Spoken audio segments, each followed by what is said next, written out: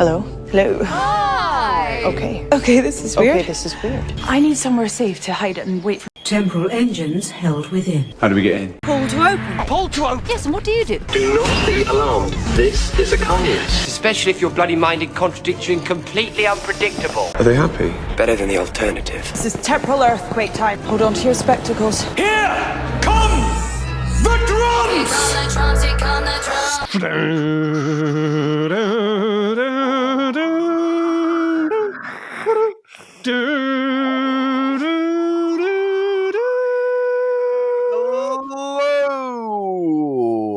Hello, and thank you for waiting for Paul to open the ongoing quest to watch all of Doctor Who, all of it in completely random order. This is a kindness to ourselves, if not to you. My name is Chris Taylor. And I'm Pete Paschal. And Chris and I, as you know, are a couple of journalists. We're a couple of writers. We're a couple of Doctor Who fans extraordinaire. And right now we are in the mood for some summer fun, maybe a little vacationing. And when we travel, we skip the obvious stuff. We don't go to number one on the list. We don't do Planet of the Coffee Shops. Yeah, everyone goes there. That's right. We go down. We go to page 2 of Google. We're off the beaten path now. That's what we're doing. You'll never find us. We have waited so long to get here, so long that we've in fact created 2 of us, and we are here. But where is here?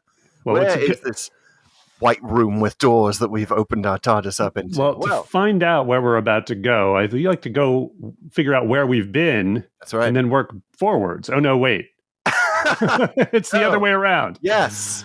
It's a problem when you're traveling with a randomizer. You don't know which way around it is. But most recently on Pull to Open, 3 stories ago, we were at the Tennant era for his reunion with a companion. You might say the second appearance of a companion, Donna Noble. It wasn't a school reunion. It was no, not sir. A school reunion. It was a Adipose Industries reunion in Partners in Crime. And then 2 stories ago, the randomizer said, enough, Tennant, let's rocket you back to Baker of the Tom variety for some Terror, for a Terror doubleheader that started with Terror of the Zygons, where we got a bit Scottish with it. And I wonder if someone's ever done that in a Doctor Who movie night in some facility, or Doctor Who, binge watch. Yes. The Night of Terror, where you do all 6 or 7 episodes of Doctor Who with terror in the title. Good Lord. Yes, if you want to run your very own Terror evening, call us here at Pull to Open, and we'll assist you in tracking down all the terrors. And perhaps you can follow that up with an of death night. Yeah, love it. This is cool. And then you can do robots. Yes, this should really be a Halloween thing, shouldn't it? Anyway, all right. Because the terror did not stop when the randomizers at the controls. It went from Terror of the Zygons to the slightly lesser known Terror of the Vervoids. So it went from losing a companion kind of randomly and weirdly to gaining a companion kind of randomly and weirdly. And after that, the randomizer said it had seen Mel, and it liked what it saw. It liked the original redhead. He'd be liking the redheads, yeah? We have seen Mel, and she is Mel. And she was very Mel. She was so Mel. On an elliptical, I believe, or no, she was dancing. Anyway, supplying carrot juice. Yeah. So it said, "I want more carrot juice." The randomizer said, "In fact, give me a double serving of carrot juice." It's always triple, though. You got to say it 3 times. It's like Beetlejuice. Give me 2 red-headed companions, the randomizer said, ignoring all of our requests for where to send us. And it took us to possibly the only story with 2 red-headed companions who are both named, who are named characters who do talk about a man, thereby failing the Bechdel test. Anyway, here we are It's Series 6, Episode 10, The Girl Who Waited. You waited a while for that introduction, didn't you? Nice. Yeah, I like how we're stretching out our previouslys. Boom. Just get all the references in that we possibly can. No, you've got them all. We're here. We're at Series 6. And we're in the Matt Smith era, which the randomizer has kind of been avoiding, like it's some kind of paradox or something like that. We've only done some select few of the Matt Smith era. There's big gaps. But then again, Matt Smith might have, in New Who anyway, I think he might have the most stories. Yes. Individual stories. He's got a lot. He's got a ton. Yeah. There's a Baker-esque swathe there of Matt Smith stories still to do. So keep it right here on Pull to Open as we journey unexpectedly through the next 50 years trying to finish this quest. Before we do that quest, though, there is another quest that I believe is approaching fast. And is that the Whomoji challenge? No, that would be a clown car, I think. Well, you might be getting warm, but yes, no, this is the part of the show where I get to torture Chris with emojis that I will describe to him, and those emojis correspond to a Doctor Who story title. These are always super fun for me, and you listeners, and me in the future. I've got to say, I do enjoy hearing myself being tortured. It's a weird thing. I like that. Cool. So I'm doing you a kindness right now. You're totally doing me a kindness. Unfurl your hand full of syringes, sir, and let them fly in my direction. Or your head full of syringes, even. Well, no syringe emojis on this one, I'm afraid, but we do have 6 that correspond to this title. So are you ready for a 6 emoji Whomoji challenge? Oh God, do I, if I choose one of the 6, I end up in that room for the next 50 years? It could be. We could shuttle you off to one of our Zoom breaking rooms here. Wait, is one of the 6 a doctor? I'm going to start 20 questionings. 20 questionsing this. Well, no. But again, you're getting warm. I'm going to start with the first of these 6 emojis, and it is man in a suit levitating. Ooh, okay. Man in a suit. That's an emoji now? Well, that's what I was thinking. I got this emoji, and I was like, this is my first encounter with this emoji. It's apparently a real emoji, and it's been around for a little while. A number of years, but I have no idea outside of this Whomoji challenge when it's appropriate to use. Man in a suit levitating. Wait, Terror of the Autons. Boom! You nailed it! Yes! I did it! What? Oh my God! I don't have to give the bust and silhouette. I don't have to give the flower. I don't have to give the water droplets. I don't have to give the circus tent, and I don't have to give the red phone. Going to paste those all in the chat right now anyway, just so you know the entirety of the emoji. But this might be the most legendary and shortest Whomoji challenge we've ever done. Yes! Oh my God. That's amazing. Wow, I've been waiting. That's a hole-in-one equivalent for the Whomoji challenge. Well done, sir. Have I won the Whomoji challenge now? Is it over? I think from that performance, now we have to reverse it, and you get to do the emojis on me. It's like you've achieved you've unlocked some achievement here. We'll figure it out. We'll check with the judges, and maybe you'll at least get like a showcase showdown or something out of it.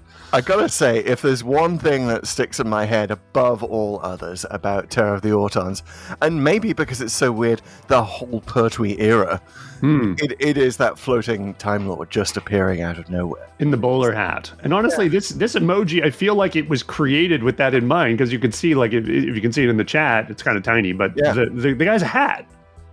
And like it's like it's the dude. It's the Time Lord dude from Terror of the Autons. Yeah, you gave me enough time to think about it. It was actually when you said, when would that ever be appropriate? And I was like, well, obviously, if a floating Time Lord in a bowler hat is coming towards you. Boom. Text that to all your friends. So there we go. A Whomoji. That's really, we should probably put as an asterisk in this Whomoji when we put it in the codex. And by the way, each and every one of these goes in our Pull to Open codex, a spreadsheet with all of the Doctor Who stories in sequential order. Everyone gets credit when you submit one of these. They're all user submitted, but we could put an alternate version where it's just the guy. Yep. It's just that one emoji. It's just the guy. Instead of all 6 of these. I love it. I've got to say, all hail the randomizer. Praise the randomizer for this. I really, I would like to thank my producers and the randomizer for this victory. Because, I hadn't seen Terror of the Autons. We've been here because of it. We've been there because of it. It's the only reason I know about the Floating Time Lord is because we came here on this random adventure. And just thinking about Drax in the Armageddon Factor that we went to recently, Doctor Who is more about Time Lords randomly popping up in the middle of adventures. Then you might remember. I think that's the headline that is emerging from the entirety of Pull to Open, is random Time Lords. Now that I think about it, you got Twin Dilemma, there's no Time Lords, but there's I almost think it counts in The Doctor's Wife, Then there's Can Po in Planet of the Spiders. There's all these sort of boom out of nowhere guys. You're just going to you just keep waiting for the next one to show up. And not to get too far ahead of ourselves, but you could expand this a little to say that the two-hearted races keep showing up. Ooh, do they ever? Right. We'll get there. Well, I'm glad you were so grateful for the randomizer. I want to just say I'm super grateful to CT Tig, who gave us a whole bunch of these emojis in their review from a couple months ago. We still even have a couple from them, and we have a bunch more from others. By the way, you too can be just like CT Tig. You can submit a review on Apple Podcasts or any of the podcast apps where you can leave a review and leave a Whomoji. You don't even have to leave much in the review other than the Whomoji. We'll get it. Yeah, thank you, CT Tig. Was CT Tig the one that did the infamous Caves of Androzani? They did? Yeah. Oh, boy. So I feel like I've redeemed myself for the whole Pet Milk fiasco. Came back around, for sure. That's right. Sweet. Okay. All right. Moving on. Pull up from the bottom of your screen if you're on Spotify. That's right. It's Poll to Open. Every week we give a rating for the story we're talking about.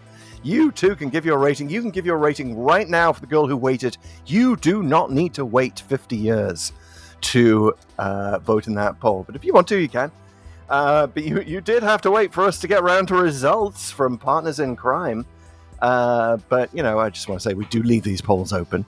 You can continue to rate. You can add your rating to Partners in Crime. If you want to change the results right now, how often do you get an interactive election like this? We were listening to a podcast. You can literally change the numbers. You can change the result. Time can be rewritten on these polls. Can be rewritten on these polls in Pull to Open. I'm looking forward to time being rewritten where we go back and do our early episodes again. But before that, we've got some ratings for Pull to Open. Pull to Open's Partners in Crime. No, we got some ratings for Partners in Crime. I'm getting a bit heady here from having won the Whomoji Challenge. We said that it was a Dalek, which is our rating for a good, solid, not one of the best, not a Viscount banger episodes of Doctor Who. And the people definitely agree with us in a landslide. And what's amazing here is that there are only 2 ratings in it. And then the ones I just mentioned, the Dalek and the Viscount banger. So although 73% of you voted for the Dalek, I think the headline is the strong showing for the Viscount banger here. A lot of people thought Partners in Crime one of the best Doctor Who stories ever. Yeah.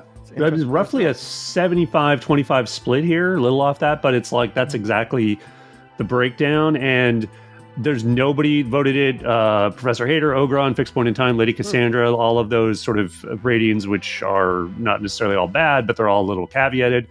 And I think this is a testament to the universal appeal, honestly, of Tennant and Tate. That they are everyone loves them. I mean, you might not like every episode, but I think even the person who is not a fan of that era has to acknowledge that they work really well together, even if it's not your cup of tea, right? They've got a vibe, and they've got a vibe that has been repeated in Doctor Who since, I think, but that was the first time we saw it.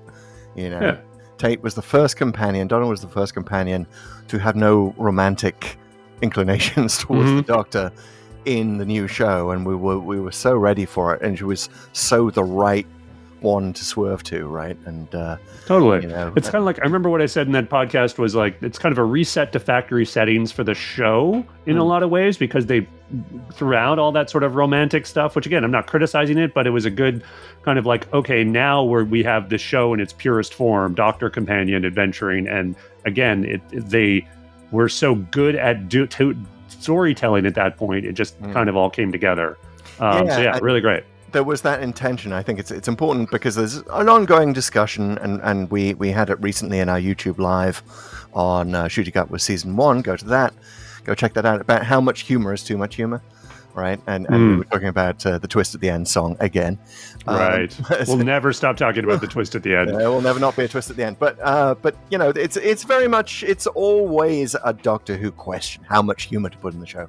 And with Catherine Tate in it, I think Russell T Davies very consciously pulled back a little bit, because she can bring it out of any situation herself. Like, you don't even need to give her any humorous direction. You don't need to flag the jokes. You don't need to get all sort of big and bombastic about it. You can really just concentrate on solid stories. And I think that's what he did with her in the TARDIS. And absolutely. Yeah. And if you want to concentrate on checking out our YouTube live, don't be afraid to fast forward 10 or even 15 minutes in, because the first 10 minutes of so is just us figuring out what we're doing with our streaming service. I think I might leave it up unedited. We'll see. Yeah, it's a stark reminder. We did it live. Just spoiler alert, we did not swear up a blue storm when we thought we were not being on air. It was so boring behind the scenes chatter. As a journalist, I would tell you if it was kind of interesting in that way, but no. Please do fast forward, and please do like and subscribe, become a true companion of Viscount, give us a super thanks. That's all on YouTube, by the way. That's YouTubers. Right. That's right. You can do that live. If you are not listening on YouTube, maybe you're listening on Spotify, you can actually support the show directly there if you like, and make a donation of your choice. And we always have patreon.com/pull-to-open for you to support the show there as well. So we'd appreciate that on any level. You can also, of course, follow us on any social network. We are on X, Pull-to-Open63, and Facebook, Instagram, and Blue Sky. No, wait, Blue Sky's Pull to Open. What's the one that isn't? Anyway, there's either Pull to Open or Pull to Open 63 on all the networks. Google it. Pull to Open on TikTok. We are sharing videos there all the time, and one day we will figure out how to stream live there as well when we're simultaneously doing it on YouTube. So that's right. That's what we're doing here on Pull to Open. All of the messy stuff is still there. Like we're random. That's our brand. We're random. So for random things to happen is totally within our realm, especially if they're messed up YouTube intros. But something that is not random and always happens every time we start our commentary, which is now finally starting on the story that we're discussing, The Girl Who Waited, is we do a little segment we like to call TLDW. Too long didn't watch, too long Doctor Who, too long didn't wait, perhaps, in this iteration. And the person who is not waiting, or who is waiting to talk us through this story, is Mr. Pete Batchel. Well, I certainly wouldn't mind a little fast forwarding of the time streams, which the two streams facility might facilitate. So if we could just jump to the commentary part right now, I'd really appreciate it. You live for 1 minute, and we all get to see you die. I mean, it's how perfect is that? It's a kindness, really. Well, I'm going to hold on to my lucky charm here, and for those not watching on YouTube, I'm holding up. You can probably tell from the sound. Oh, that's called. Maybe this is a song. Yeah. I got my sonic probe here. Yes, looks like a screwdriver, Pete. Could be. But that's one of the many uses. And I'm ready. I'm going to hold on to it, although I won't activate it. I'll try not to. As we've already hinted, we allot for New Who episodes 1 minute in the TLDW. So, Pete, you have 1 minute to summarize The Girl Who Waited, and I'm not even going to wait to ask you if you're ready. I will just assume that you have been waiting. Hitting the button. You are hitting the button. You are entering the green waterfall. No, wait, the red. No, anyway, We'll get there. But first, we'll get to this TLDW, the complete summary of The Girl Who Waited in 1 minute. Begins in 3, 2, 1, go. So the Doctor, Amy, and Rory are going to this planet that's supposed to be super cool for as a vacation spot and epic. And it materialize outside this room. They open the door by pressing a green button. The Doctor and Rory go in while Amy gets her phone. And then the doors close. And then Amy comes in but presses the other button. And so they end up in completely different time streams. And the Doctor and Rory are in the place of this medical facility, it turns out, where they can observe the people who press the red button, who are patients. And the thing is, the patients, because they die within a day, they are time accelerated so that they live out a whole day, their whole lives in the skip of a day. So the Doctor and Rory try to get to Amy, and then it turns out, when they do it, she's actually aged 36 years. She's older now. So what they do is they do some sort of temporal voodoo to try to get the younger Amy to save her before she becomes older Amy. But they're pursued by these hand bots, these medical bots that are trying to help them. They say it's a kindness, but they're going to kill them because they're used to treating two-hearted people. So they manage to do it, get the two Amys together. They run for the TARDIS, but the Doctor tells them that they can't actually save both of them, and they locks older Amy out, and then but gives it up to Rory whether he brings her in, and then he decides to let her in, but older Amy convinces him not to let her do that, and then they leave, and older Amy ceases to exist, and they go on adventuring as they used to. And that's a hard one to summarize, damn it. And 1 hour, 20 minutes later, sorry, 1 minute, 20 seconds later, another Pete emerges, an older, more grizzled Pete from the end of that. But I'm thinking, what could I have left out? There's a lot to explain on, what happens. And it's not, I guess it's not a lot. It's not super windy, but it is you need to understand where they went, what happened to Amy, why they need to lock her out. How do you do that in a minute? I don't know. Right? What could I have left out? It's a deceptively complex story, given that you probably could have filmed it at the length that you just explained it. It could. This could have been a 2-minute episode. Could have been a TARDIS short or whatever they were calling them back in the day. It's kind of a simple story, and it is, we should say, first off, even though you don't necessarily remember it as this, a Dr. Lite episode. Right. Yeah, deceptively Dr. Lite. All the Matt Smith scenes, virtually all of them, happen in the TARDIS, because he's kind of narrating and helping them along, but he's not really in part of the action. Yeah, for a Dr. Lite episode, he seems to be in it a lot. And maybe that's just because Matt Smith talks so damn fast that you're like, wow, this guy, he was on the screen for a whole minute this episode. Wow, I thought he'd never shut up. Well, they do some smart things where he's in the TARDIS and they're cutting to him and Amy and Rory. And even when at the end there where he locks her out, it's I'd have to go back and see exactly how it's shot, but I don't think he ever shares a shot with her in the sense that they needed to be in the same place at the same time. Yeah, and that's that's 90% of what his performance is in this, is it's all packed into those guilty eyes at the end as he realizes what he's done. Yeah, exactly. I mean, this is the whole thing I think you've observed before. Matt Smith does a lot of great acting with his eyes. Yeah. And that's so a lot. Yeah, I mean, it's just if you do a close-up or a pan shot or a slow zoom in on him, you can tell a whole story without any dialogue. Yeah. So, yeah, they definitely make use of it. This is 90% of the reason Matt was chosen to be the Doctor, I think, is that his eyes look like those of a 11,000-year-old alien. 11,000-year-old. I forget how old the Doctor is at this point. Nearly 1,000, or is that's next season? At this point?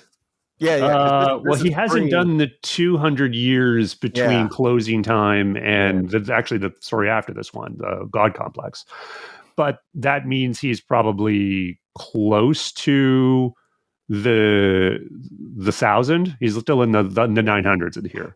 Although, speaking of age, I feel age is a very important question in this story, because this is a story that basically gets a little bit. Was it Logan's Run, the movie that was about? Right. Everyone dies over 30. That's right. That's the one. Yeah.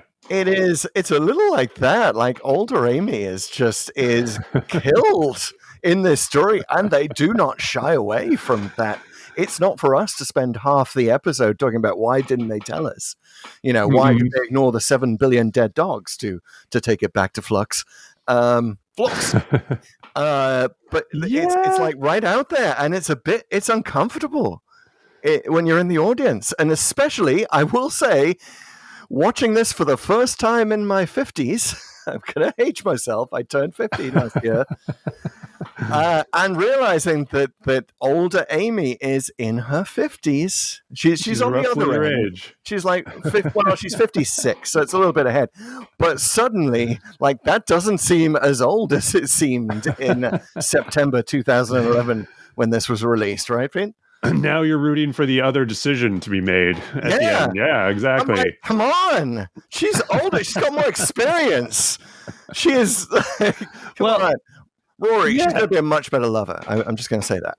So, yeah, there's some interesting, like, I think they briefly considered, I was reading, that maybe they'd recast Karen Gillan as older Amy, which I think is an incomprehensible decision if they had made it. Like, looking at her here and just the incredible performance she gives as older Amy, because she's got to play herself, her character, but she's got to sort of put on this armor of the 36 years that has hardened her, but still deep down be the person who fell for Rory and, chose this life and all of that. And she has just a great time, I feel like, both playing the drama and the fun of that idea. The way she is so kind of mean to Rory at times, but she doesn't mean it, and she kind of knows she doesn't mean it, but she needs to sort of make this journey fairly quickly from being like super harsh with really sort of thick edge now, and then rapidly sort of remove that and like get to the end where she's very heartfelt with Rory. And so it depends a lot on her, but also depends a lot on Arthur Darvill on sort of delivering as well. I think he's a little more effortlessly, or makes it looks effortless in terms of his character and his interactions with Amy and why she loves him. Yeah, but that's the heart of this story, obviously. The story really, and this was not one of the many, many possible story titles that it went through, but it really should have been called Rory's Choice. Right. Nice. I like that. That is ultimately what he has to do. Yeah. And it's like there's so many. Okay, I'll not spoil my rating yet, but I will say, and I'm only just realizing as I'm saying it that this is a pun. I don't think this has aged particularly well. Okay. For Bechdel test based reasons that we'll get to, and other things, like it feels like it would be done differently today, and there was. Well, in what sense? What would be done differently? Well, certainly the fact you would not have. Okay, I'll get quickly to the Bechdel test thing. Are you familiar with the Bechdel test? Pretend I'm not. Okay, so pretend I don't know what you're talking about. Alison Bechdel, who's author of the graphic novel / Broadway show Fun Home, among many, many others, came up with this test. It was just sort of a fun test to rate movies from a sort of a feminist perspective, and the test was: are there two named female characters named? Actually in the script, you hear their names said, who talk to each other for, I think, like a certain number of minutes about any subject other than a man. And what I love, the best thing about the Bechdel test was when she was on The Simpsons, and they had Marge on a panel and Alison Bechdel on a panel, and Marge is learning about the Bechdel test for the first time, and she's like, "Oh, wonderful! I must tell Homie when I get home." And behind her on the screen, there's this giant Bechdel test fail, like they're at a hockey match. Fail. Well, there are two female characters in this one. Yes, they happen to be the same character on some level, but and also Interface. Interface is a female character, right? Well, it's a female voice. I mean, come on, it's like Chat GPT. Barely, but she's a named. Technically, this is a Bechdel test. This is a Bechdel test fail on two fronts. In the two conversations between two named female characters, they both talk about Rory. Mm-hmm. And or the Doctor. They like there's no subject other than that, right? It's about her going on about her love for Rory. Yeah, but I mean, I don't know. I mean, like, first of all, I don't know if that test is particularly reliable, but It's an interesting test. It's an interesting test, but it's just for it's a interesting how many TV movies show, fail. Yeah, it sounds a little more like a good test for a movie. yeah. But for a TV script that's explicitly about these character relationships, I don't know if it's really that helpful a test on judging, what the value of this script might be. Yeah. I don't know. I'd be curious though if there's any ladies in the audience what they thought of this episode and if that's particularly relevant to them. So hey, if you're on YouTube, please comment. Do write in either with a 2 redheads and then a thumbs up, or 2 redheads then thumbs down. Just making it easy for you there if you want to just do that in the form of emoji. But I'm glad you kind of obliquely referenced Amy's choice, because I feel like this is a nice bookend in a sense to that episode. And they're both sort of these examinations of the relationships between these 3 characters. And in this case, I think there's a certain amount revealed about Rory, to be honest with you, even maybe in some ways even more so than Amy, because I think with Amy's stuff, it's not groundbreaking for her character. It's just a journey that we like seeing her go on as this older version and sort of coming back around to loving Rory and wanting to be with him again. But in Rory's case, there's that very powerful scene where he's talking to the doctor through the glasses. Yes. And he's like, it has ever occurred to you to maybe do a little research before you go somewhere and check something out, and so we can avoid things like this. And he just has this line that emphasizes his recklessness, which is, it's not how I travel. And Rory loses it. He screams at him then I don't want to travel with you. And this sort of reminds you that Rory has been brought on this journey a little unwillingly. Yeah. He loves Amy, but he's kind of a normal bloke, right? Like he wants the life in the suburbs with kids and, weekends with the grandparents and his nice car that he ends up getting in the next episode. Yes. Right. Yeah, so I'm glad you mentioned the next episode, which is the God Complex. Right. Yes, which is and they are, and we've been there in the randomizer. It's been 84 years, but we have been there, and they leave at the end of that. The ponds are left at the end of that. Remind me, The doctor takes off and. Yeah, the original intention was that was because of the events of the story that became The Girl Who Waited. The original planning stage. It was supposed to be I think it still works that way, but go on. Yeah. So it's nice. Yes, the ponds have an arc. I think that's one of the reasons why we love them, is that there's an arc to their journey, and it's certainly in many ways like this is the conclusion of maybe, I guess, the second arc of the ponds journey with. I agree. I'm totally with you on this, because even though it's funny, we do these in random order, and it's been some time since we've done the God Complex. Because I guess maybe we have time to digest, I have a greater appreciation for this arc, seeing it out of order. And I kind of put those together. And so in the end of the God Complex, it might seem a little jarring in the moment of like, oh, wait, he's just leaving them? And there's a reason within the episode that doesn't even include The Girl Who Waited, but it, on some level it feels a little off. And then once I watch this again now, I'm like, oh, you know what? This whole sort of back half of series 6 is actually leading up to that. And for some reason, I don't know if I'd quite felt that in the moment, but I'm feeling it now. And because I really respect this episode for it, because it's just, it is a reset button at the end. Like structurally, the show now comes back to what it was at the beginning. It's the same characters doing the same stuff, but they are changed by the events here. And we are as the audience as well. Like I think this has got to rank in a top 10 of like most uncomfortable Doctor Who episodes to sit through. For sure. And I will say more so the more you age. Watching this at a decade's remove, like I'm not sure I saw it at any point in between its release in 2011 and now. So that's 13 years. That's a significant chunk of years, sir. And it really, this is not just what we're discovering about Doctor Who through Pull to Open, but about life.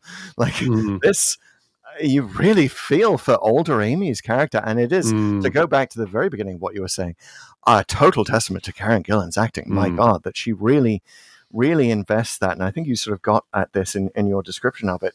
She invests it with like the pain that you feel getting older, of like dredging up old memories. They just get more and more painful as time goes on, as you've left them alone for so many years. Yeah, and she's had nothing but her old memories to do that with, right? Like that's what the thing that has why she's so unbelievably harsh. And even though we know she kind of doesn't mean it when she says she hates the Doctor, we still believe it in that, this isn't just I got old on some planet and, I married Yakarnos or whoever, right? It's like, no, she's been in this facility with no one to talk to, essentially also running for her life day after day from these handbots.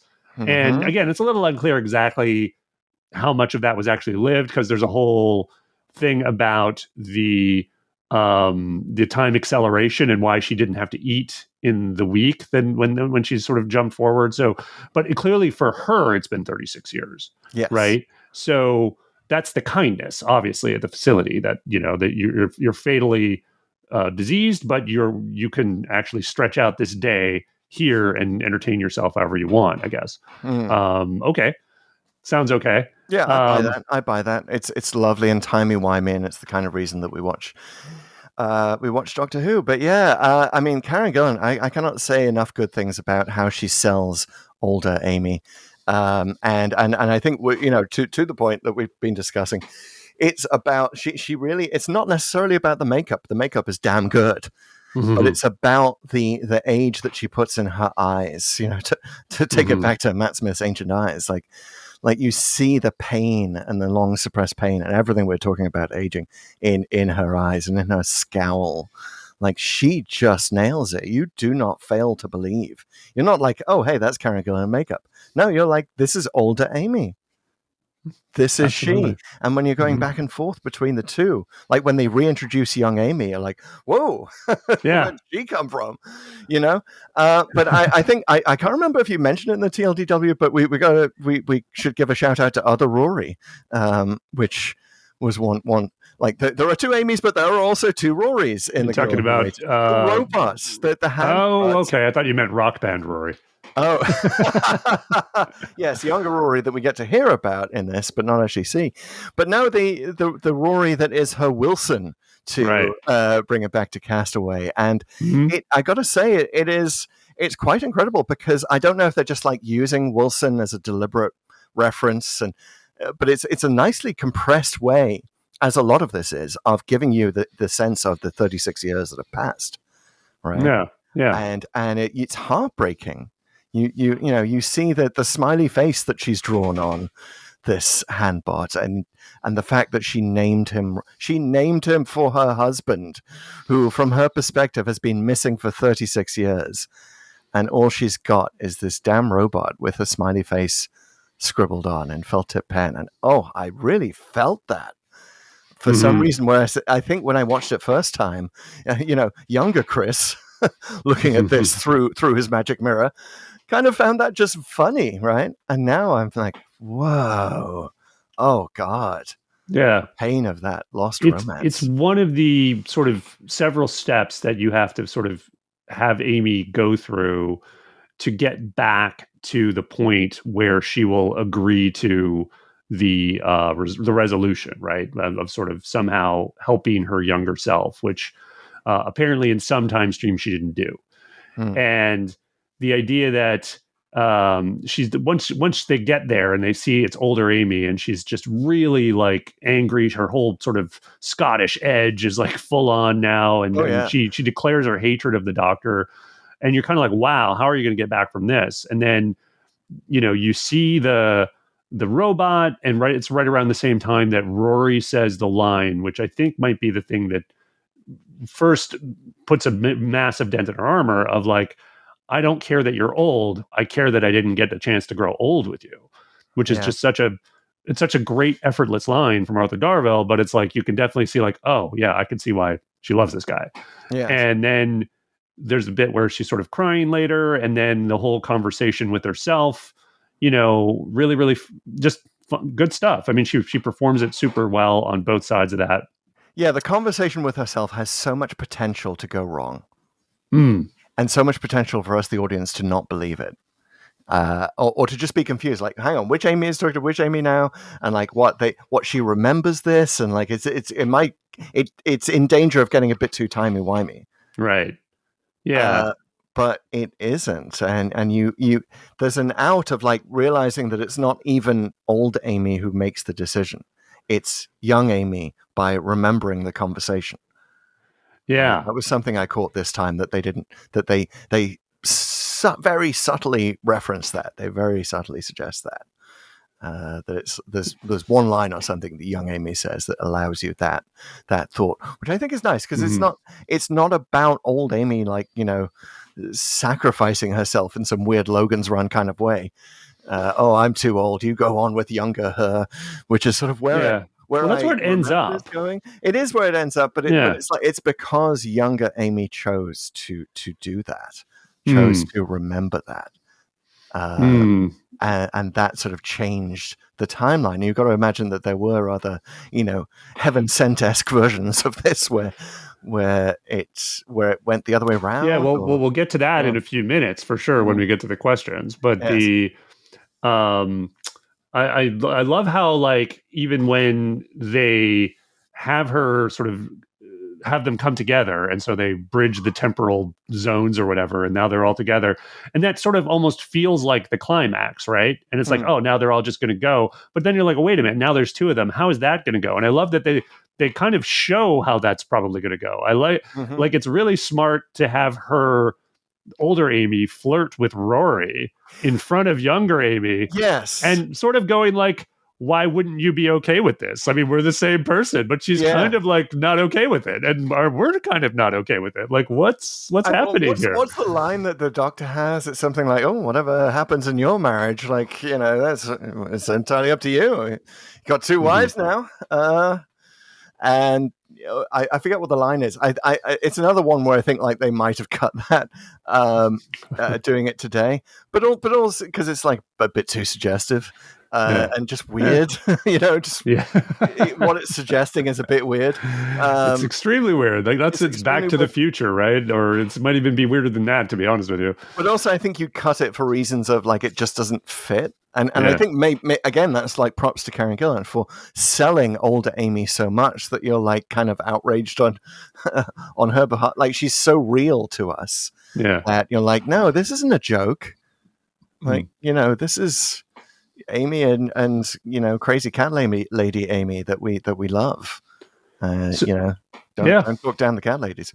So I got to give kudos to the script for making it a choice, making it Rory's choice, and not doing the easy thing of some robot thing killing Amy and then it's sad. But we would have taken her with her otherwise. That they have to deliberately leave her there because it's two choices really. It's not just Rory's, because the Doctor chooses to deceive them that they can take both of them, and you kind of wonder, is he being truthful or not? I don't know. Did that take you by surprise at all the first time you saw this? That the Doctor was just he rips the mask off by slamming the door on her and saying we just can't do it, or did that? Were you expecting that? I thought it was a bit weird when the Doctor said that the TARDIS could sustain the paradox. Yeah, it sounded a little too pat, but at the same time, Doctor Who sometimes gets pat. Sometimes they do hand waves. I mean, they do. So I didn't think there was any way, any sort of universe in which they could have older Amy live out her life somewhere on some planet that would just feel like a weird ending. Yeah, but again, we'll get to that with what if the evil plot had succeeded. Well, we kind of got to that in the giggle, if you think about it. Yeah. You know what? Just start a retired home for older versions of Doctor Who characters. Just the Doctor and Donna can run it. 14 and Donna can run it, and Wilf can be there shooting moles. Yeah. I love. But like I say, it like kudos to the story for not copying out at all. Like the Doctor shows his kind of his dark side for sure, and the line where Rory, again, he's got so many good lines, Arthur Darvill, where he's like, you're turning me into you, you're making it my decision, this super high stakes thing where I'm deciding destiny and lives of people I care about. This is definitely a thing in the Moffat era, and I think to a lesser extent the RTD era, right? Of the exploring the fact that the Doctor is sometimes just an asshole. Like, this is forced into these situations, and the unlikability of the Doctor. I mean, Moffat would definitely play that with Capaldi, right? I get the language and I get the distaste of it, but I'm also like, I always sort of have sympathy for the Doctor in these things too, because it's like, he doesn't shy away from the hard choice, right? I think you could give him credit for this too, even though he kind of got them into the situation, but he is doing his best to get them back to that reset. You know, that we can do this, and that people will be okay, even though, again, because it's happened, they're forever changed. So just really nice layered script there. But yeah, I totally know what you mean. I mean, it goes kind of overboard in trying to make you dislike Matt Smith's Doctor, which is hard. It's hard, man. He's so friendly and cuddly and nice, and you almost still want to go for a beer with him at the end, even if that beer is just to say, Doctor! But yeah, so kudos to him for making it. But like, you kind of go back to the beginning, and again, watching this the second time, I'm like, there is just the way he's running this TARDIS. He should have his license taken away from him. He should be arrested for endangering relatively young companions.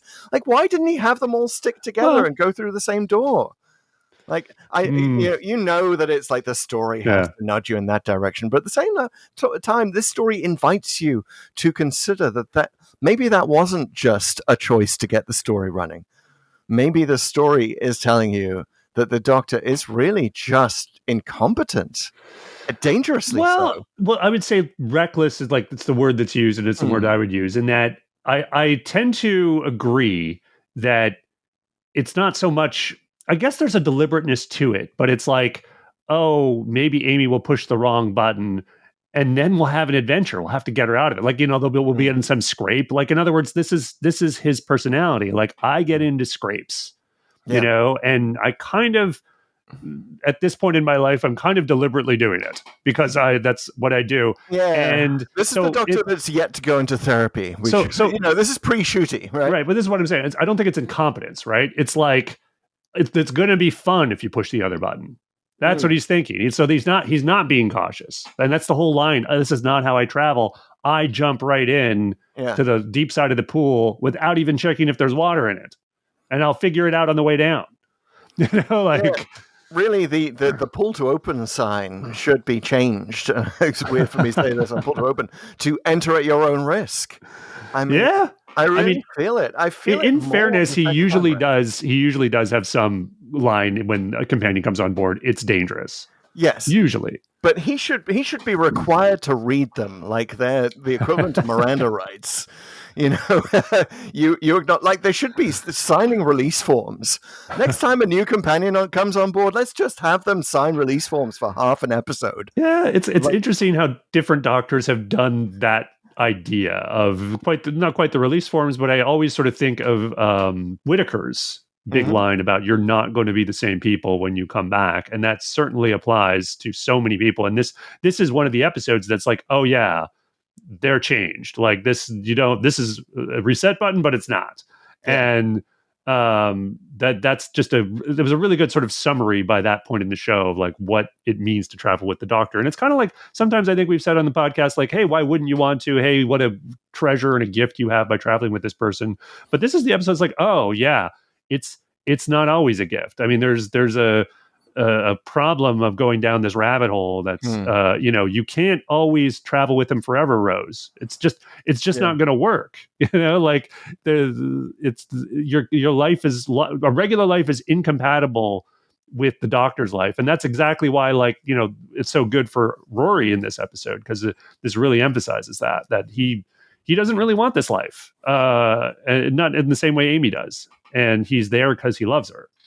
Yeah, perhaps we should start asking about episodes like this. It's like, how many therapy sessions is Dr. 14 going through after the results of this episode, right? Because I've got to say, maybe let's pivot into this. Like, I felt the Amy telling the Doctor, "I hate you," in the same way one might feel a child saying that, right? serpent's tooth of Agreed. that bite, right? And I got to say, I got two questions for you here. First of all, would you leave your kids with this man, with this Time Lord? Secondly, hey, thumbs up for leaving kids with the Time Lord. Secondly, what did your kids make of this? Like, did they have that reaction? So depends what's going on is the answer to the first question. I do like the attitude that Craig actually brings to it 2 episodes later in Closing Time, where he's got Stormageddon with him, and he's like, he doesn't flee because he knows the doctor's there and he wants to stay near the doctor because that's in his mind the safest place, which he's right. If there's a Cyberman invasion or whatever happening, 100% I'm going to leave my kids with the doctor. Right. Once everything's good, not so much. So, he attracts trouble. Take Stormageddon on vacation, right? So, and the second part, I watched this with Grace, and she really liked it, but she said clearly, it's like, oh yeah, not the best, but I liked it. I liked how she was thinking about the bad guy robots, and she was like, they weren't really bad. And then she said something very wise. It's like, actually, in this one, Time was the bad guy. And I was like, whoa, that's dead on. Yes, Time is the bad guy, kid. Yeah, that's accurate. And she liked seeing old Amy. She really understood that like the performance was different, but that it was still her, and she really appreciated that. So really smart. Yeah, I can see this being a really good insight into aging for a lot of kids. Yeah. So I want to touch on a few minor things that are really notable. I think one of the things is this the first Twitter reference in Doctor Who? Oh, good question. I like that question. It's very redolent of the thing in Utopia, right? Of the here on this planet blogging. It's basically the same joke. Well, it's funny. You see the evolution of the world and social media and technology along with Doctor Who, because I thought of that, the blogging comment in Utopia. Then there is Donna mentions, it's like outer space Facebook in Stolen Earth. And then this is Twitter. So you're seeing this evolution, and I'm kind of waiting. So when is Reddit going to get mentioned? When's ChatGPT? They did have, I think, in Spyfall, the guy's clearly a cover for the Google CEO or something like that. So they have some references more, but it's fun to just live, look at it. It's in The Power of Three. Okay, that's after this. Yeah, it's after this. It's in The Bells of St. John's, also after this. Clara making a joke about Twitter, apparently. And it's also, I think, in the 11th hour. Yes. Oh, wow. Yes. Ooh, okay. In the 11th hour, where he's talking to NASA and Patrick Moore. Get and everyone who works for you sending this everywhere. Email, text, Facebook, Bebo. Wow, I remember Bebo. Comes before Twitter. Facebook, Bebo, Twitter, Radar Dish, whatever you've got. Nice. Wow. Yes. So that's good. So it definitely dates the story a little bit, but I think that's fine. What dates it even more is like Amy actually uses the term camera phone. Yes. Yeah. And the notion that she would have left her phone in the TARDIS. Yeah. Come on. Ridiculous. It's in your pocket. Come on. Or just use your damn Apple Watch to locate it. Come on. That's what a 2024 companion would do. But apparently it's in the TARDIS with the DVDs, which also dates it. Yeah. My goodness. But speaking of dating it, and again, I think this is something you might do a little bit differently, is that this story might be seen in 2024 as a little bit anti-vaxxy. Not intentionally, but the fact that they are always fleeing robots who are trying to give them injections as a kindness. Yeah. I was actually, in this current political climate might not be the best. I think we're past that political climate, but I zoom out a little bit more on that one, where it's less about the actual sort of vaccination and the disease stuff and just the line itself. Like, this is a kindness, but it's not. And I think it's really smart because it's an encouragement not to trust labels. I do feel like the words like be kind and kindness have almost gotten to a point of cliche in society sometimes. And occasionally, like, it's it's a label you put on something to just get out of having to account for it in some ways. Oh, it's kind. Let's be kind. And it's like, well, is it though? And again, it's no one would argue against it be kindness, but that's the power of the label, right? You put it on something that isn't kind. Yes. And then you force someone to be on the defensive to argue against it. So I do feel like there is a good edge there of sort of a reminder of like, don't necessarily trust the label, which I think can be not necessarily a partisan point, right? Because I think it works for both ways. I think you're right, and I think that's the intention. I just think that it was if you were a rabid anti-vaxxer propagandist who was looking to use the girl who waited, like produce a anti-vax version of it, you wouldn't need to do that much, right? Just throw in, maybe you could have Rory dub in as he runs away. Do your own research, Amy. Something like that, you know. It's unfortunate. It wasn't the intention. It's just it's always interesting, like how history views these things, right? But anyway, well, it's written by the victors. Yes. And speaking of which, like, there's no other mention. Speaking of the disease that they're trying to inoculate her against, or anesthetize her from, Chen 7, right, is the name of this disease. Do we ever hear of that disease before or since? No, but interestingly enough, now that you've said it out loud again, I'm registering Mavic Chen. Yes. And is that a really oblique reference in some way? You know, that probably. Somehow they named a disease after this guy who was not such a great guy, as I understand the Daleks master plan went. Yes, I've yet to get there to find out what it was that he did, but I hear it was a very bad thing. Yeah, he must have done 7 things, or maybe he did 6 before, and this is the 7th. I do fault the episode for not kind of really making us necessarily believe the Doctor when he said, "Oh, if I go at like it's a Doctor-like constraint," so I get that. Yeah. But it does sound a bit like, "Are you sure, Doctor? Are you just being a hypochondriac? Are you sure you're gonna fall dead with no regeneration?" Well, that's an interesting line. He says no regeneration. So do you mean the disease really is that potent that it's actually going to kill your Time Lord abilities, or is this in hindsight reference to Matt Smith being the last of this regeneration cycle, then that he's aware of it? Or did you just like consult Time Lord Dr. Google? Is it just, are you kind of over-egging the potential symptoms here?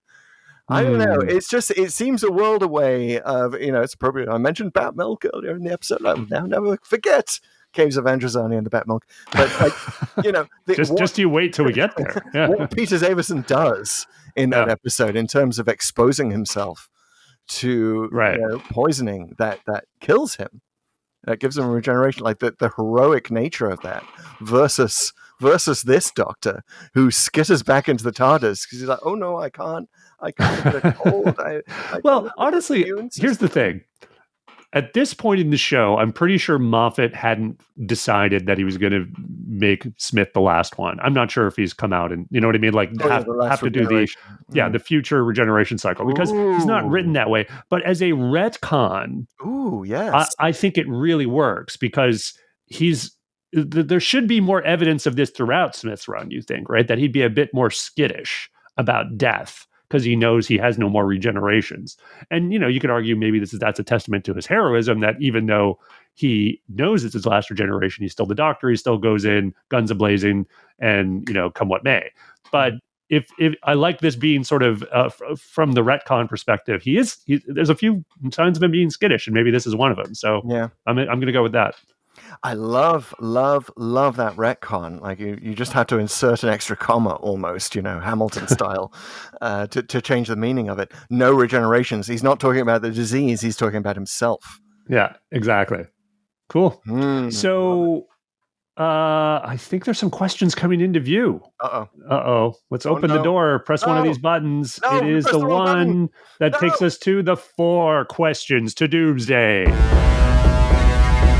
Pete, where are you? I'm in the room with the 6 questions to Doomsday. We're going to get you out of there. But first, you have to answer, why did the randomizer take us here? It'd be liking the redheads, yeah. I think that. Yes, I've given Pete the giggle.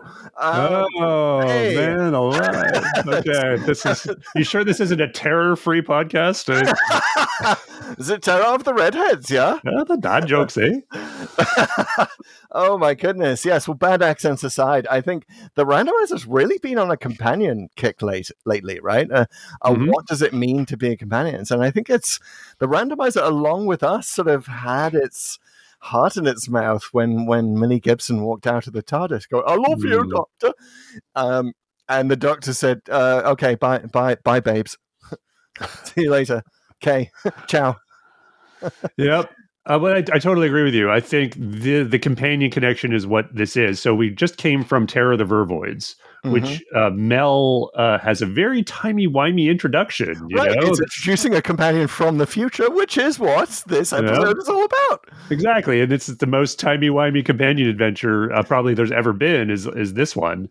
So that was my main connection. But there's another possibly more obvious connection, which is that. We went from Terror of the Vervoids, and the episode right before The Girl Who Waited is Night Terrors. Oh. So it just missed another terror. Yes, multiple terrors. It was like multiple terrors, multiple redheads. Yeah, I would have made the same choice. Yeah, you could look at it as kind of smack talking Terror of the Vervoids, of being like, here's how you introduce a companion from the future. Like, you actually give them a backstory that the audience feels for. Like, not just mention Peace Pottage or whatever. Like it's all the on-screen backstory Mel gets in Terror of the Vervoids, right? Peace Pottage, there was a reference, which is a real place. It is. But yeah, actually, you could consider Mel and her introduction the prototype for The Girl Who Waited. So I think that's pretty good. So let's jump forward to the second question, which is, what if the evil plot had succeeded? Okay, so it's hard to say that the evil plot is that of the handbots and the planet that they're no, it's not. I think I'm going with what Grace said. I mean, time is the bad guy. So if time wins, if time's bad result happens, I think you have the opposite. I think older Amy comes with the Doctor and Rory, and young Amy has to live out 36 years at the facility. Yeah. So if you think about, like, how does that alter everything that comes after? Honestly, on a sort of story level, not too much. You just have more wizened Amy, harsher Amy comebacks on various things, but it would certainly alter the God complex, which is the one right after this, right? It would, and you've got to say, going forward a little bit, it would definitely alter. And I'm sorry to say this, but it's the world we live in, right? It would definitely alter Amy's chances of getting a modeling contract. Oh yeah, no, sorry, I apologize, Amy, but no modeling career for you. No, not. Yeah. Like, what does she do instead? No, yeah. That's weird. She'd be a writer. I mean, she has a lot of stuff to get out of her. She'd probably go to therapy and, write some pretty epic books about abandonment. I may be putting too many cats among the pigeons here, but I'm going to say maybe Rory has a better marriage. Could be. I mean, he's like less henpecked, less less in the back seat. He's like maybe she treats him with more kindness. She's learned, so to speak. But no, I think I agree with you. I would also just add, though, he'd have a lot of explaining to do to his dad. Yes, to Brian, and presumably Amy's family, who we of course never see again after series 5, but. There's a lot of what's going on here. Now I'm picturing Brian, Rory's dad, seeing the older Amy and sort of not quite clocking that she's different. She's like, did you cut your hair, Amy? So I think just like Capaldi, right? Like, I don't see it. The old Clara. Yeah. But what do we see? Do we see a Clara? Speaking of Clara. Right. Yeah. Let's. Is that a third question? Oh, I'm sorry. I thought you were thinking about like how that factors into Clara's arc. No. Do we see a Clara? Well, let's find out with the third question, which is, where is the Clara Splinter? Clara Oswald, of course, splintered in time. At the end of The Name of the Doctor, she is somewhere in every single Doctor Who story. Where is she in The Girl Who Waited? Well, we've talked a lot about Time Lady Clara, who seems to pop up at appropriate junctures in the Doctor's timeline. First of all, telling him which TARDIS to steal, and then she has popped up previously in previous Where Are the Clara Splinter answers. Go listen to I'm going to say all previous Pull to Opens. Just work your way backwards. It'll be fine. It's only going to take 36 years. I think, and in the spirit of Bowler Hat Time Lord, unnamed Bowler Hat Time Lord, I think this is her opportunity to just appear in the TARDIS while the Doctor is hiding in there, supposedly, hiding from Chen 7. And I just love the idea because I'm writing the scene in my head already. Time Lady Clara pops up, Bowler Hat, she's sipping tea in her suit, and she's like, Chen 7's not a real disease, right? I love that. Wow, that's like a mini-sode. Right? That'd be amazing. But then she explains like what she kind of reads the Doctor the Riot Act here and what he's done, and how this is like a serious timey-wimey breach of etiquette, and he's messed it up. And here's what he's going to have to do. He's going to have to, talk nonsense about a paradox, but do anything he can to basically pull a con trick. And maybe the crux of the scene, this minisode, is that the Doctor's like, but that's going to push them away from me. They're not going to want to be my friends. She's like, exactly. That this will save their lives. This will reduce your meddling, Doctor. I like that. Right? It's a good one. Yeah, it's better than mine. All I can figure is like she programmed interface. And that's because there really isn't a lot of opportunity for other people to be around unless she was some other patient or a doctor. And I just figured like that was a good explanation for why it's easily hackable and sort of generally incompetent with regard to sort of coordinating the robots at all. I don't know if that's even its job, but the robots are, I mean, again, they're medical robots. So yes, it makes sense that they're easy to defeat. Maybe she's in the handbot factory. Just making sure that these things are lumbering and slow and like give you lots of countdown time before they open their face full of syringes. Yeah. And then basically, if anyone thinks, oh, shouldn't they move faster or shouldn't they have more security? It's kind of like, who would resist a kindness? Come on. You just got to make it gentle and slow and everything's fine. Of course, if you need to inject someone, you might need to do it across a room. So let's also make sure it fires off projectiles when needed. But I gotta say, again, not saying this is deliberate anti-vax propaganda, but like I have a thing about needles. Like it's bad enough looking when I get a blood draw. I want to kind of always look away from it, but like looking at a face full of needles, holy crap! Right? How is that going to calm the patient down? Perhaps in her next day at the handbot factory, Clara was supposed to make like a teddy bear pop out the top and go, woo! Well, you think by this point they'd have all those Dr. McCoy syringes, right? That are just not even a needle. They just they go through the dermis, the skin, and you're all good. I've not even seen that. Maybe because I'm not looking when I get a syringe in my skin deliberately, not even looking at what's going on. But yeah, okay. So Time Lady Clara. Who I gotta say, I've invented Time Lady Clara because I don't want to hate the Doctor after this episode as much as I do. I was kind of almost surprised at how much I'm like, whoa, Doctor! Like I was rooting for you. We were all rooting for you. Watching this again. So yeah, she's a necessary nothing but trouble. All right, folks, we're about to move on to the final question. But before that, I wanted to remind you, of course, to subscribe to the Pull to Open newsletter. And you can find that at pulltoopen.net. That is where you can subscribe and you can get full notes on every one of our random episodes that we talk about. We always have a few things in there that we didn't get to, so there's fresh content. So please subscribe.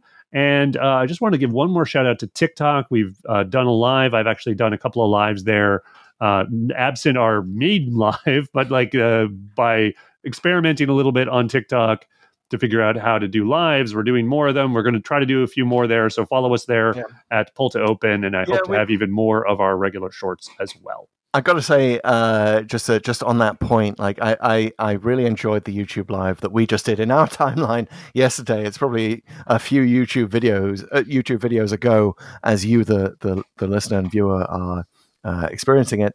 I really enjoyed the interactive nature of it. Like, we're loving the comments that we get. I really enjoyed responding to them live on the air, and it becomes a bit more of a conversation. So, that's one real reason why we want to do this. We want to through our time mirrors at you. Yeah, exactly. We wanted to just basically have more opportunities for you guys to interact. We do see all the comments on YouTube and on Spotify and everywhere you're leaving them. By the way, you can leave comments on Spotify now. That's a thing. So in addition to voting in a poll, which we're going to talk about in a second, you can actually just leave comments on the episode. So feel free to do that. We read them all. We respond to them. There's always opportunities to leave us a Whomoji. And we're going to do more of it. So, keep an eye out for future lives. Yes, and reminder, two red heads thumbs up or two red heads thumbs down. Those are your choices as to whether the girl who waited, whether it matters that it fails the Bechdel test twice or not. Well, it's time for the real rating, because it is time for the final question, the ultimate question, the only question that matters for the girl who waited. What did we think of this story? The Pull to Open rating system has 6 ratings currently. Yes. Take 36 years to read. Yes, go ahead. All right, there's the Dalek, which is a good episode of Doctor Who. There's the Ogron, irredeemably bad episode of Doctor Who. Professor Hater, which is an episode that probably isn't that great, but hey, at least they tried something. The Viscount Banger, we reserve for the best of the best. The Fixed Point in Time, which is a story beyond rating, usually for reasons of nostalgia. And the Lady Cassandra, which is a paper-thin plot, but it looks great, especially with a little moisturizing. Good job, 36 seconds. There's no need to replace you with younger Pete. You got it. Feel free to hit that back circle on your podcast app if you need to go back 15 or 30 seconds to get all that. Two skips back is what you need. Try to fit that into 30 seconds. Good job. I got to say, this is, for me, this is another one where I wanted to make it a banger. I went in thinking, this has banger potential in my memory, right? Right. And I've got to say that this is this is the Dalek who waited for a banger. This is the Dalek who waited 84 years, or maybe waited a few hundred years on Trenzalore. Well, it's been waiting 13 years since 2011, so that's probably about right. It has another 23 to go. Who was the Dalek who went nuts because he waited so long? Well, that's my rating. So if we want to fast forward to me, because I think we're very aligned, is that it's a Dalek Khan for me. Yes, it's the Dalek who waited. It's the most timey-wimey Dalek, but it's still a Dalek. It was hard to remember how good this was for the characters, kind of like, I sort of remembered the interesting dilemma and that the two Amy's, but revisiting it now, I sort of have more appreciation for everything they're going through. And again, like I said earlier, I'm seeing this whole season with a better lens, I feel, by really digesting these stories as we're doing them. So I really wanted to make it a banger, just like you, but I was like, is it really a banger though? And it's partly the Dr. Lite, partly that there's not really an antagonist.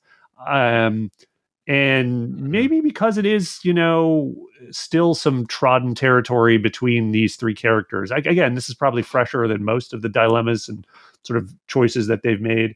But again, I don't mean to criticize it all, because it's an amazing episode. It's really great. It really intrigues you and pulls you in. And I do feel bad. So it's one of the best Daleks out there for sure. This was up for, I forget, it was a Hugo or Nebula or whatever, but it was up against the Doctor's Wife, which is kind of unfair because I still think the Doctor's wife is a banger. I know you Go disagree back on to that hear my one. rating. Yeah, I know. I think that's another solid Dalek. It's one of the best Daleks. These are two really good Daleks. Yeah. Are they the best of the best, though? Would you have chosen know. this above the Doctor's wife for the award? It's a good question. I think yes. I think this is a closer to a banger because ultimately, I think the thing that seals the Doctor's wife's Dalek status, and again, I don't want to retread everything, but to me, it's as much as I love it, it's essentially fan service and not about anything other than the show. And I can't quite get there with that kind of script. That's so interesting. I love that in the closing seconds as a cliffhanger, we've finally come to a point of disagreement on this. That you think The Girl Who Waited is better than the Doctor's wife? Controversial opinion? Edges it out just slightly. Wow. That's hard though. I do think the Doctor's wife stands up to repeated viewing more. Yeah. I don't know. I love me some Doctor's Wife on a repeated viewing. I don't know whether it's the dialogue or what have you. I don't know. I should like the Doctor's Wife more if I think about it because I love Matt Smith and there are really, really good Matt Smith moments in the Doctor's Wife. One of my all-time favorite. Well, I don't know. This is becoming the Doctor's Wife love fest, but I love the bit where he's talking to Idris in front of the TARDIS graveyard, and there's just line after line there, just hits you, and you're like with it, where he's just like, that wasn't what I was thinking, and I'm going to build a TARDIS, and you don't mind that it's impossible, and Rory and Amy need me. Oh, just thing I've like just perfect. Like, oh yeah. Anyway, what's the episode we were talking about again? I don't know. I'm waiting to find out. But yes, you please do write in and let us know on all the social media that we just talked about whether you think the Doctor's Wife or The Girl Who Waited is the better episode. I feel like that's gonna kick off some. Please do comment on Spotify, Pull to Open 63 on Twitter, and a bunch of other places. Pull to Open. Do it. So we did. I kind of interrupted your rating. I gave my rating. It's a Dalek Con, and yours is similar. Same. It's similar. I think mine may be an even older Dalek. And I got to say, if we do ever come back on our 36th run through the entire show in random order, as Pull to Open in 36 years' time, we'll probably still be going. If we're ever giving out bangers for like old age makeup and portrayal of old age, then this will win for that, and Karen Gillan will win for that because she really nails that better than I think Matt Smith does, even in Time of the Doctor. Oh, absolutely, yeah. Time of the Doctor had some issues. We'll get there when we get there. Yeah, but awesome. It's a couple of Daleks for sure. And now you, listener, can rate The Girl Who Waited, and because you've waited for our ratings, and you just all you have to do is swipe up on Spotify, and you can vote for this episode. Is it a Dalek, Ogron, Professor Hader, Viscount Banger, Fixed Point in Time, Lady Cassandra? Don't forget to leave a comment about the two redheads, and we'll update you. I believe that poll is open for 36 years? Something like that. Yeah, maybe say that. Might set be a reminder to yourself in 36 years to vote again, because you'll probably have a different Spotify account by that. All right, but we may be in another time stream because we're about to enter our own time ship and activate the randomizer. Yes, pausing only to figure out should we hit the red waterfall or the green whatever it was. We head back into our TARDIS, running in fear from the dreaded Chen 7. Which only affects random creatures. That's Chen 8. Or is it Chen 19? One of the higher Chens. I like Chen 19 as a COVID analog. But anyway, we jump back into our randomizer. The randomizer has two parts. Peter standing at the controls of one. That's the codex. That never changes. That is the solid... Well, actually, it does change because we tick stories off in it, but that's the solid list of all the stories in Doctor Who history. And Pete, how many of them have we not done? The spreadsheet that is rising up and down before me, just like a time rotor, but only because I'm scrolling back and forth, is at 186. That's how many episodes we have not done. 186. I think we're almost down to our record low before. Oh, definitely. Before this Shooty interloper came along and added some more numbers to our list. Love you, Shooty. Very glad that you added some numbers. But yes, I entered that number into random.org, which is the other part, the executor of the randomizer, which is based on kind of totally random atoms bouncing around the atmosphere in 36 years' time. It's weird. Transmitting them back through time from a future atmosphere on perhaps a different planet, or, amount of Chen 7 molecules that must be floating harmlessly, that we're all inhaling Chen 7 and we just don't even know it. But before I activate random.org for the bespoke random number between 1 and 186, we like to give the randomizer some challenges, some requests, some prayers, some pleas, some notes from our doctor saying, please don't hit the red waterfall button on us, and send us somewhere we hate. Pete, what do you got to say to the randomizer this time?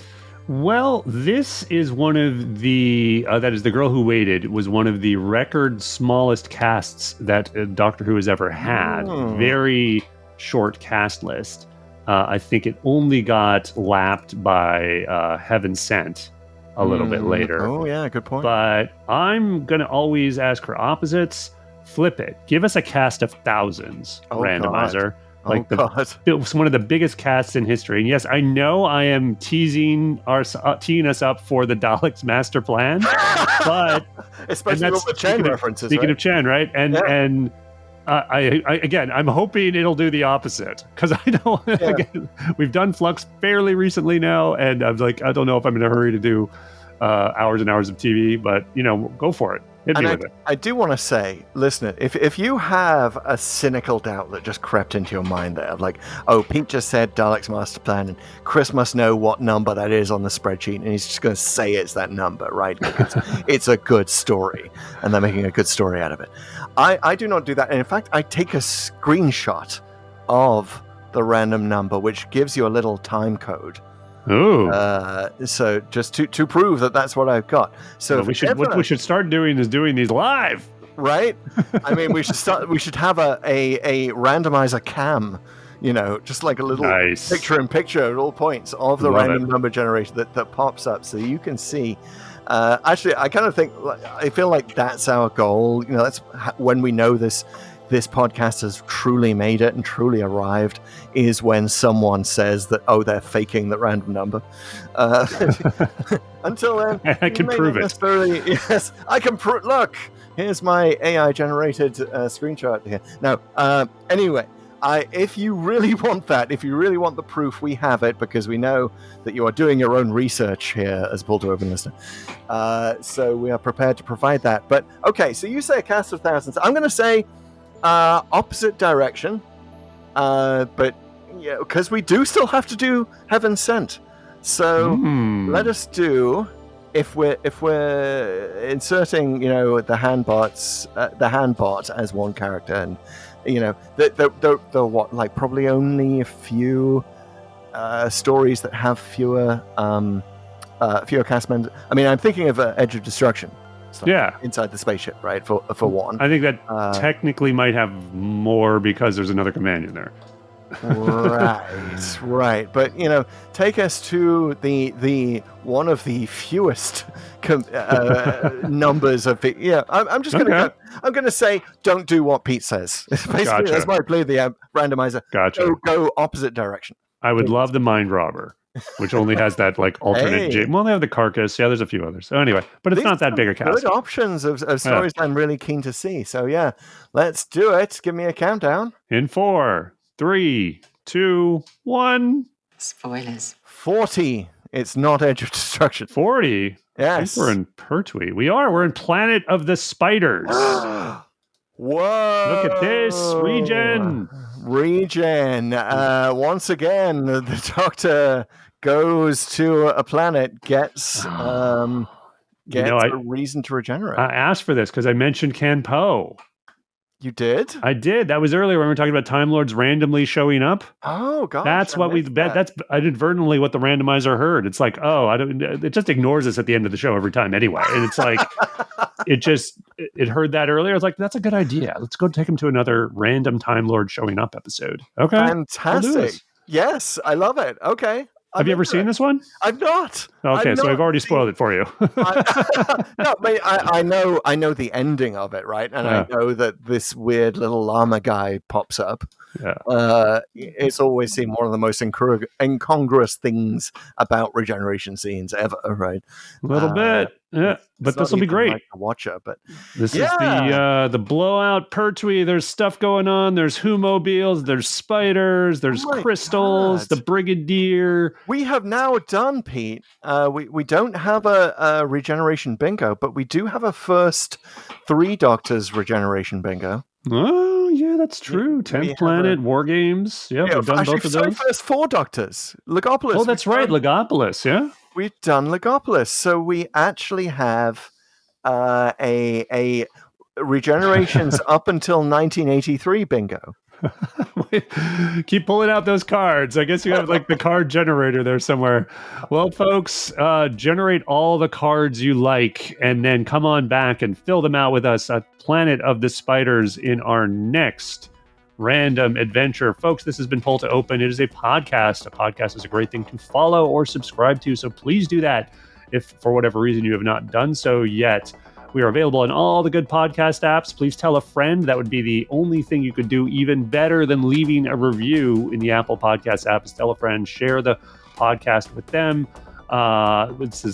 This is going to be posted well after we're at Long Island Who. So hello, Long Island Who. Shout out for you in 2025. Yes. Hello, time travelers. Please pop back and see us at Long Island Doctor Who. Folks, it's been great. Thank you, Martin West, as ever, for music. And we will see you next time where there are bugs on our backs, which I hear is a thing in Doctor Who. That is indeed. Bring your blue crystals to the Blue Crystal Convention we'll be having next time on Pull to Open.